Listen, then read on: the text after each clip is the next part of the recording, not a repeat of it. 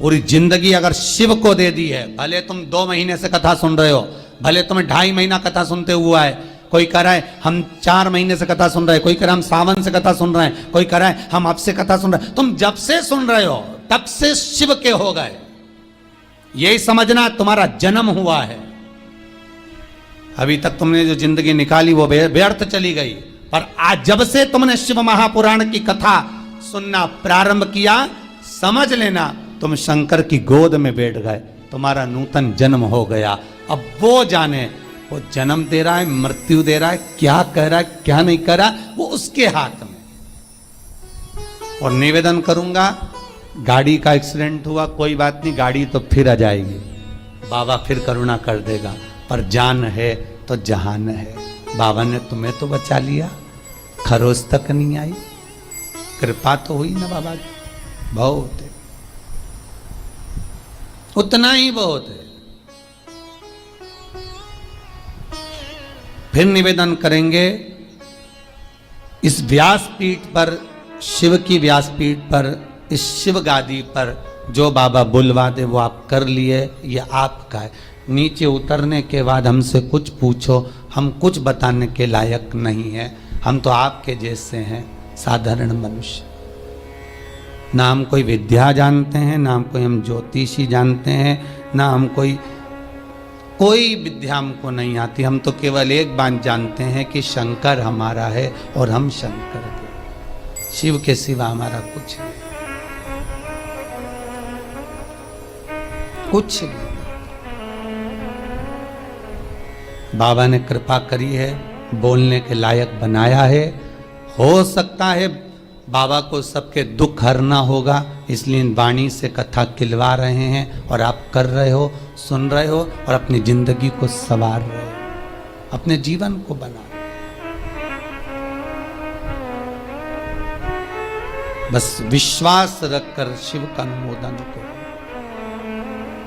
पहली मृदा, पहली मिट्टी सूर्य कुंड की, दूसरी संपदा के लिए, धन के लिए, वैभव के लिए। स्कंद पुराण कहती है जहां गौ माता बनती हो, बच्चे को जन्म देती हो, उस स्थान की मिट्टी। तीसरा महाराज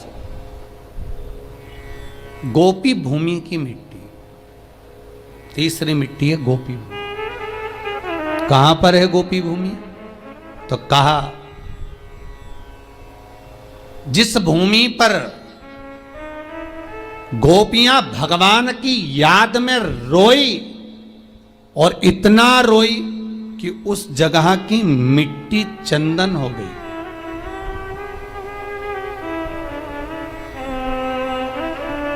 जहां पर गोपियां रोई और उस जगह की मिट्टी चंदन हो गई, वो गोपी भूमि सौराष्ट्र, गुजरात, द्वारका जी से 12 किलोमीटर की दूरी पर भेट द्वारका जाते समय बीच में पड़ता है गोपी तालाब, गोपी भूमि।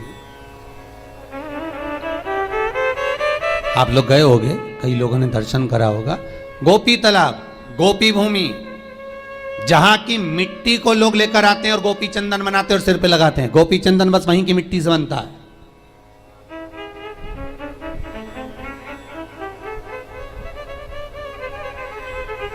तीसरी मिट्टी, तीसरी मृदा, गोपी भूमि, जिस भूमि पर गोपियां भगवान से मिलने के लिए गई थी और इंतजार करते करते कब द्वारका नाथ आएंगे, कब द्वारकाधीश हमें दिखेंगे, कब ठाकुर हमें दिखेगा, उस भूमि पर ठाकुर का इंतजार करती हैं। जब भगवान कृष्ण नहीं आए तब उन गोपियों ने शिव को बुलाया, इसलिए गोपी तालाब के पास में शंकर का मंदिर है।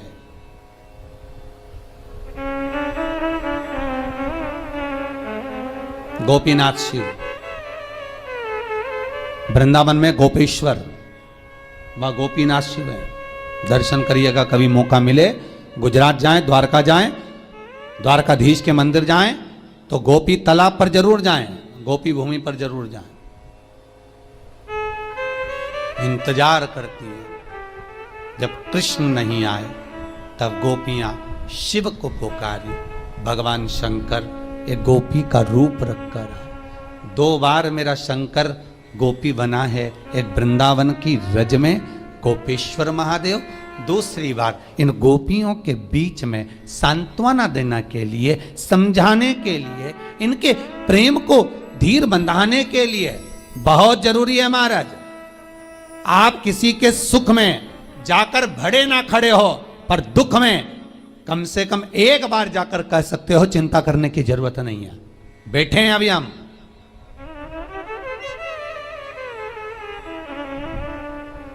इतना बोल देना अभी आपके लिए बहुत बहुत